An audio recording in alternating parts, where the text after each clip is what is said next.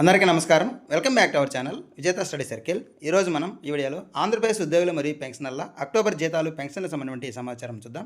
అంతకంటే ముందుగా మన ఛానల్లో ఉద్యోగులు మరియు పెన్షన్లకు సంబంధించిన జీతాలు, పెన్షన్లు, డిఏ, పిఆర్సీ, సర్వీస్ మ్యాటర్ సంబంధించిన ప్రతి అంశాన్ని వివరిస్తూ విశ్లేషణ చేస్తూ 100% ఖచ్చితమైన తాజా సమాచారంతో వీడియో చేయడం జరుగుతుంది. అలాగే అందరికీ జీతాలు, పెన్షన్లు జమ అయ్యే వరకు ఎప్పటికప్పుడు సమాచారంతో వీడియో చేయడం జరుగుతుంది. అలాంటి వీడియోస్ కావాలనుకుంటే మన ఛానల్ సబ్స్క్రైబ్ చేసుకొని ఫాలో అవ్వండి. మీకు తెలిసిన వారికి తెలియచేయండి. ఈ ఆలస్యం చేయకుండా మన వీడియోలోకి వెళ్దాం.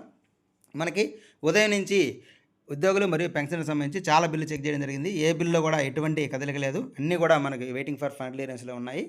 అయితే చాలామంది నా నెంబర్ చూడండి, బిల్ నెంబరు ఈ నెంబర్కి స్టేటస్ చూడండి అని చాలామంది అడుగుతున్నారు, ఉద్యోగులు మరియు పెన్షనర్స్ ఆ గ్రూప్లో కానీ అలాగే కామెంట్ రూపంలో కానీ.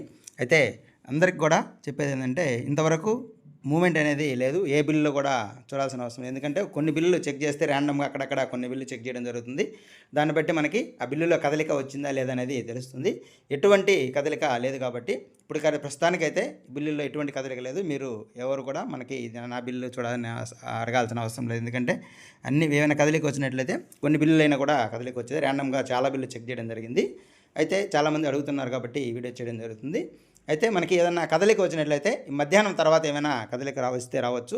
ఈ మధ్యాహ్నం తర్వాత ఏదైనా కదలిక వచ్చినట్లయితే తర్వాత వీడియో చేయడం జరుగుతుంది.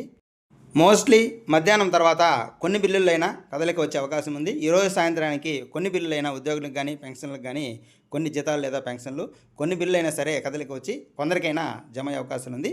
మధ్యాహ్నం తర్వాత ఏమైనా కదలిక వస్తుందేమో చూడాలి. ఏమైనా సమాచారం ఉన్నట్లయితే తర్వాత వీడియోలో తెలియజేయడం జరుగుతుంది.